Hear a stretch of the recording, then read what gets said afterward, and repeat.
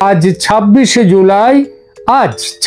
জুলাই দিল্লিতে শেখ হাসিনার বাসভবনে শেখ হাসিনার সঙ্গে এক বৈঠকে মিলিত হবেন আওয়ামী লীগের সর্বোচ্চ স্তরের কয়েকজন নেতা ও মন্ত্রী। এই বিষয়টি খুবই গুরুত্বপূর্ণ। শেখ হাসিনাকে প্রত্যক্ষভাবে রাজনৈতিক কার্যকলাপ করার অধিকার এই প্রথম কিন্তু দিয়ে দিল ভারত সরকার, যার অর্থ বাংলাদেশ সরকারের হাসিনাকে ফিরিয়ে দেওয়ার দাবি সেটা যে শুধু ভারত উড়িয়ে দিল তা নয়, ভারত এটা জানিয়ে দিল যে আগামী দিনে যে লড়াই শুরু করতে চলেছেন নেত্রী এবং তার দল আওয়ামী লীগ, সেই লড়াইয়ে ভারত তার পাশে আছে। এতদিন দলের নেতা মন্ত্রীদের সঙ্গে মুখোমুখি কোনো কথা হয়নি শেখ হাসিনার। এইটা হবে আজকেই, অন্তত কিছু নেতা মন্ত্রীর সঙ্গে তার মুখোমুখি দেখা হবে, কথা হবে। বলা বাহুল্য কথাগুলো হবে কিন্তু রাজনৈতিক, কারণ সেটা হওয়াই স্বাভাবিক। শেখ হাসিনা ও তার দলের নেতাদের দিল্লিতে একটি সাংবাদিক সম্মেলন করার অনুমতি দিয়েছিল ভারত সরকারের।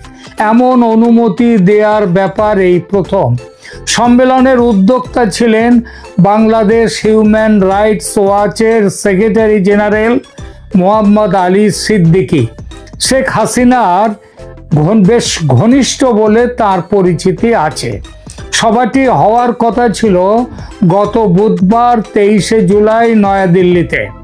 বিষয় ছিল গোপালগঞ্জের মানুষের ওপর বাংলাদেশ সেনাবাহিনীর অত্যাচার এবং সেই সঙ্গে গত ১ বছর ধরে সেখানে যে গণহত্যা চলেছে সেই বিষয়ে, মানে সারা বাংলাদেশে যে গণহত্যা চলেছে সেই বিষয়ে আওয়ামী লীগের পক্ষ থেকে বক্তব্য রাখা, সাংবাদিকদের কাছে তথ্য আদান প্রদান করা। হিন্দুস্তান টাইমসের খবরে এই সম্পর্কে লেখা হয়েছে, the organisers had said that dignitaries and ministers of the Awami League would address the news conference on military atrocities in Gopalganj and genocide in Bangladesh। অর্থাৎ উদ্যোক্তারা বলেছেন যে ডিগনিটারিজ মানে উচ্চপদস্থ ব্যক্তিরা এবং মন্ত্রীরা, মানে নেতারা এবং বড় মন্ত্রীরা, তারা আওয়ামী লীগের যারা ছিলেন তারা এই নিউজ কনফারেন্সে অর্থাৎ সংবাদ সম্মেলনে তারা অ্যাড্রেস করবেন ও তারা অংশ নেবেন এবং সেখানে কি বলবেন on military atrocities in Gopalganj and genocide in Bangladesh. আপনাদের হয়তো মনে আছে যে গোপালগঞ্জের ঘটনা ঘটার পরই প্রথমবার শেখ হাসিনা সেনাবাহিনীকে এবং মানে বাস্তব অর্থে সেনাপ্রধান জেনারেল ওয়াকারুজ্জামানকে কাঠগড়ায় দাঁড় করিয়েছিলেন। এখানেও সেটাই বলা হলো যে মিলিটারির যে অত্যাচার করেছে এবং জেনোসাইড করেছে বাংলাদেশে, সেই ব্যাপারে এখানটায় এই সংবাদ সম্মেলনে আলোচনা হবে, কথাবার্তা হবে। নিউজ কনফারেন্সটি অবশ্য হতে পারেনি। একেবারে শেষ মুহূর্তে উদ্যোক্তা সিদ্দিকী জানান যে সোমবার ঢাকার বিদ্যালয়ের ওপর সেনা বিমান ভেঙে পড়ার ফলে যারা নিহত হয়েছেন তাদের মৃত্যুতে শোক জ্ঞাপনের জন্য ও আহতদের দ্রুত সুস্থতা কামনা করে আল্লাহর কাছে মোনাজাতের উদ্দেশ্যে সেদিনের সভা স্থগিত রাখা হলো। পরে নতুন তারিখ ঠিক করে এই সংবাদ সম্মেলন অনুষ্ঠিত হবে। বিষয়টি নিয়ে বাংলাদেশে কিছু ভুল তথ্য প্রচার করা হচ্ছে। বলা হচ্ছে ভারত সরকারের পক্ষ থেকে নাকি নিষেধ করা হয়েছে সভা করার ব্যাপারে। দায়িত্ব নিয়ে বলছি, এটা একদম মিথ্যে কথা, নির্জলা মিথ্যে কথা। ভারত সরকার উদ্যোক্তাদের লিখিত অনুমতি দিয়েছিল সভা করার জন্য, মানে নিউজ কনফারেন্স করবার জন্যে, আর সে অনুমতি বাতিল করাও হয়নি। সেদিনের অনুষ্ঠানটি যে হয়নি সেটা সম্পূর্ণ যে কারণটি বললাম তার জন্যে, অর্থাৎ ওই বিমান দুর্ঘটনার পরিপ্রেক্ষিতে। তাছাড়া অনুষ্ঠানটি বাতিল তো করা হয়নি, স্থগিত হয়েছে মাত্র। প্রায় 1 বছর হতে চলল বাংলাদেশের প্রধানমন্ত্রী, পদচ্যুত প্রধানমন্ত্রী শেখ হাসিনা দেশ ছেড়ে ভারতে এসে আশ্রয় নিয়েছেন। এই একটি বছর সময় ভারত বাংলাদেশের মধ্যে সম্পর্ক খারাপ হয়েছে যেসব কারণে, তার মধ্যে অন্যতম কারণ হলো শেখ হাসিনার প্রত্যর্পণ নিয়ে বাংলাদেশের ক্রমাগত দাবি ও সেই দাবির উত্তরে ভারতের ক্রমাগত অস্বীকৃতি। ভারত জানিয়ে দিয়েছে হাসিনা ভারতের সম্মানিত রাষ্ট্রীয় অতিথি, তাকে তার ইচ্ছার বিরুদ্ধে প্রত্যর্পণের প্রশ্ন ওঠে না। ভারতের ঐতিহ্য ও সংস্কৃতি সেটা নেওয়া নয়। ভারত থেকে শেখ হাসিনা অডিও ও ভিডিও বার্তা জারি করেছেন বহুবার। এই বার্তা জারির বিরুদ্ধেও একাধিকবার আপত্তি জানিয়েছে বাংলাদেশ সরকার। ভারত সরকারের কাছে অনুরোধ করেছে শেখ হাসিনা যাতে এসব বক্তব্য দিতে না পারেন তার ব্যবস্থা করতে। ভারত এই দাবিও প্রত্যাখ্যান করেছে। এই বলে প্রত্যাখ্যান করেছে যে এভাবে বক্তব্য প্রকাশে বাধা দেয়া ভারতীয় রুচি ও সংস্কৃতির পরিপন্থী। অতীতের অতিথির মত প্রকাশের স্বাধীনতাকে ভারত স্বীকার করে ও গুরুত্ব দেয়।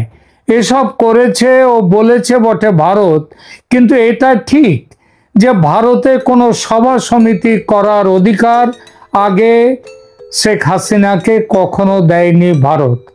শেখ হাসিনার সঙ্গে তার পরিবারের বাইরে কারো সঙ্গেও দেখা করতে দেয়নি ভারত সরকার। এর বড় কারণ শেখ হাসিনার নিরাপত্তা। এতদিন দলের বড় মাপের কোনো নেতা পর্যন্ত হাসিনার সঙ্গে দেখা করতে পারেননি।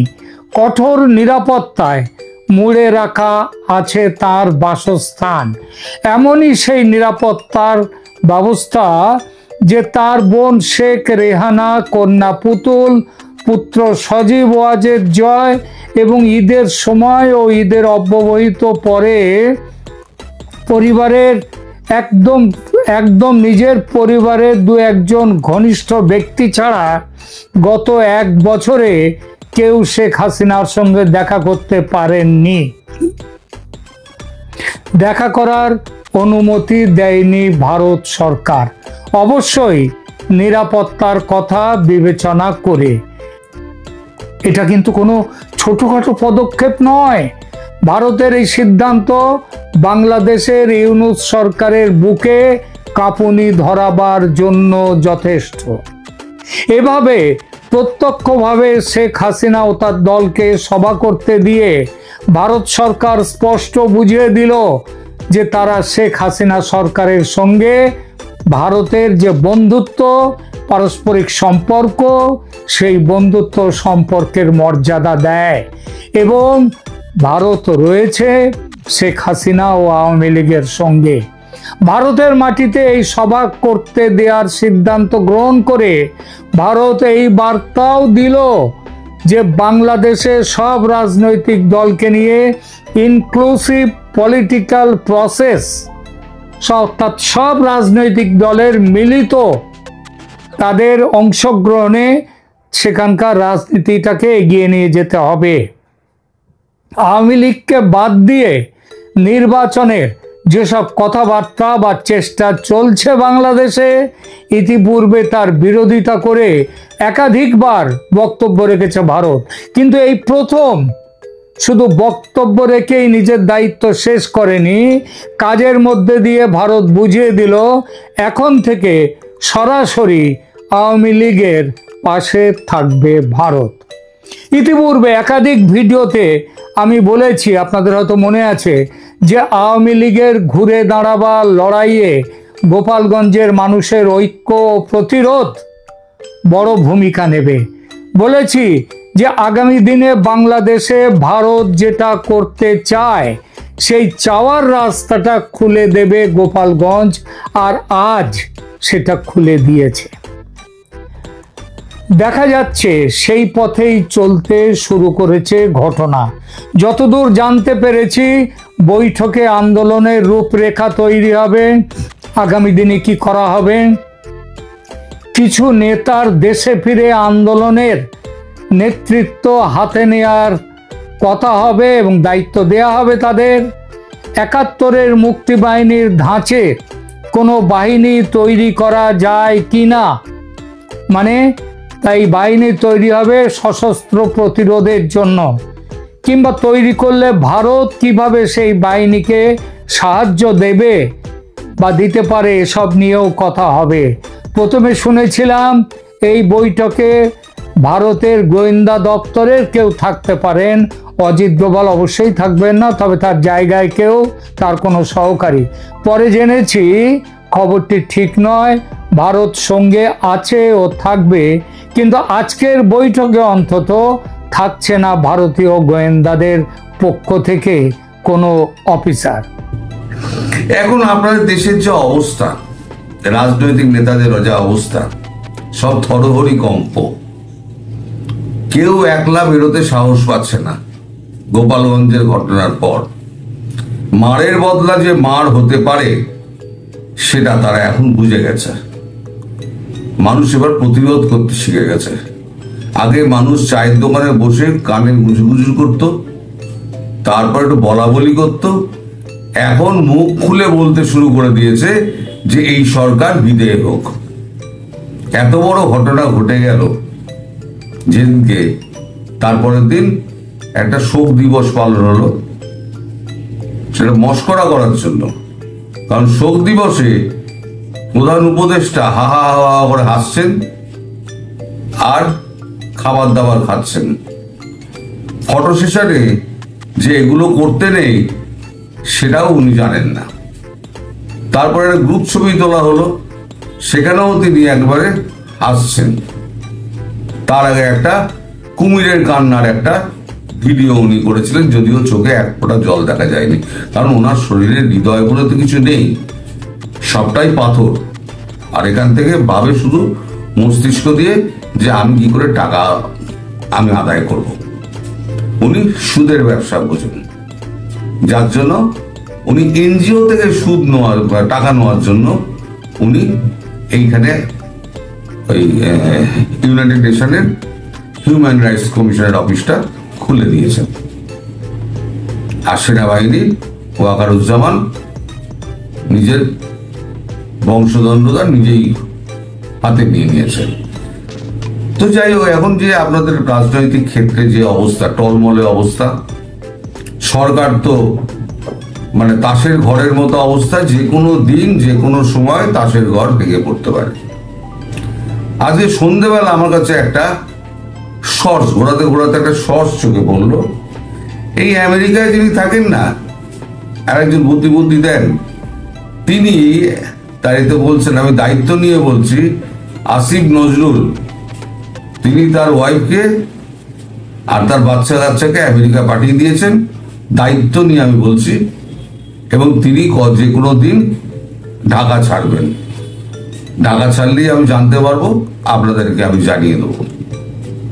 আর একজন যিনি ফ্রান্সে থাকেন, তার গলায় এখন শুকিয়ে গেছে, তার গলায় এখন আর ওই জোর নেই, আগের মতো যে জোশ, সেই জোশ নেই। এখন উপদেষ্টারা বেরোতে ভয় পায়। এই যে এত বড় দুর্ঘটনাটা ঘটলো, এত সমগ্র জাতি শোকাহত হয়ে গেল, যমুনা থেকে কি একবারও বেরোলেন প্রধান উপদেষ্টা? উনার এত ভয়, ভয় কিসে? পাবলিকের ভয়। আসলে সবটাই হচ্ছে জনসমর্থন। 5ই আগস্টের পর থেকে যে জনসমর্থন, যে জোয়ার এসেছিল, সেই জোয়ার এখন আর নেই। এবার এই অবস্থায় কি হতে পারে? এতদিন আপনারা শুনেছেন প্রধানমন্ত্রী শেখ হাসিনা তিনি অডিও বার্তা দিতেন, আপনারা সব জায়গায় জায়গায় অডিও বার্তা হতো। এবার ভারত সরকার তাকে খোলা ছুট দিয়ে দিয়েছেন। মোদী সরকার, মোদী গভর্নমেন্ট, বলা যায় নরেন্দ্র মোদী, তাকে খোলা ছুট দিয়ে দিয়েছেন আপনি ভিডিও বার্তা ছাড়বেন। এবার আপনি অবস্থাটা বুঝুন, একই সরকারের নড়বড়ে অবস্থা, সবসময় আওয়ামী লীগ ভূত দেখছে, সবকিছুর মধ্যে যা কিছু হচ্ছে সব আওয়ামী লীগ ভূত দেখছে। এরপরে যদি শেখ হাসিনার অডিও বার্তার জায়গায় ভিডিও বার্তা আসে, তাহলে অবস্থাটা কি দাঁড়াবে। এবং আমি দায়িত্ব নিয়ে বলছি, খুব শিগগিরই উনি ভিডিও বার্তা নিয়ে আপনাদের সামনে হাজির হবেন।